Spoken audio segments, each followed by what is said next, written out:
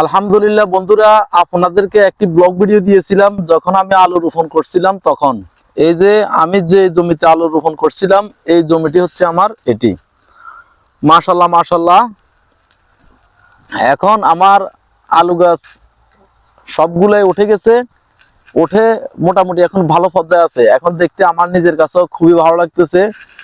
আশা করি আপনাদের কাছে অনেক ভালো লাগবে। এই যে দেখেন, এই হচ্ছে আমার আলু গাছগুলি। আমি বলেছিলাম আপনাদেরকে যে আমার যখন যখনই আমি আমার এই জমির কাছে আসব, যখনই আমি দেখতে আসব যে আমার ফসলটা কেমন আছে, বা আমার যে আলু রোপণ করেছিলাম বা ধনিয়া লাগিয়েছিলাম, শিম লাগিয়েছিলাম, এই যে এদিকে যে এগুলা কখন কি অবস্থায় থাকে, আমি আপনাদের সবার সাথে এগুলো শেয়ার করব, আপনাদেরকে দেখাবো, আপনাদেরকে জানাবো ইনশাল্লাহ। আজকে আসলাম অনেকদিন পর, এই যে আপনাদেরকে দেখাচ্ছি।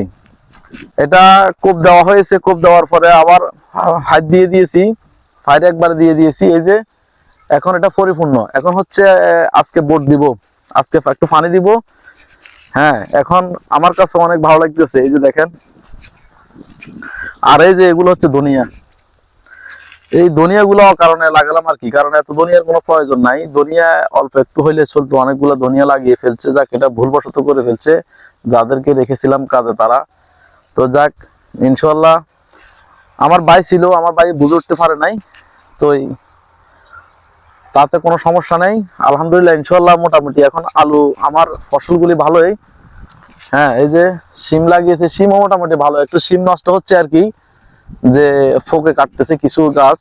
অনেক ওষুধ দিছি, অনেক যত্ন নিছি, কিন্তু এগুলার কোনো প্রতিরোধ করার মতো কোনো ব্যবস্থা হয়নি।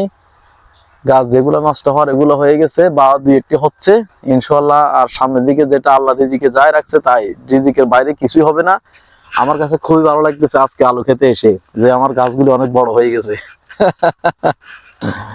এই যে দেখেন,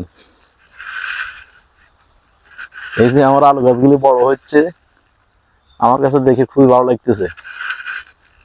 যাক, সবাই দোয়া করবেন, সুস্থ থাকবেন, সবাই ভালো থাকবেন। আজকের মতো এখানে বিদায় দিচ্ছি। খোদা হাফেজ।